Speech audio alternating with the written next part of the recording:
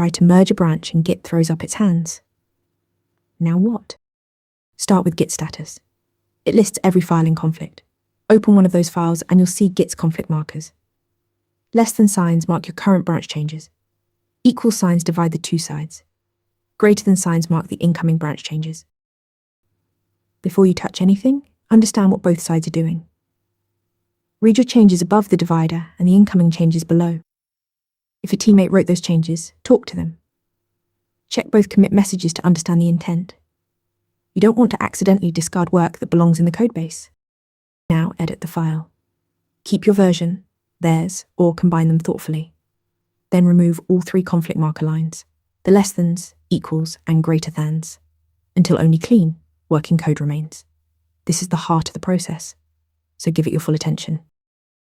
When the file looks right, run git add on the resolved file, then git commit to finish the merge. Git even pre-fills a commit message for you.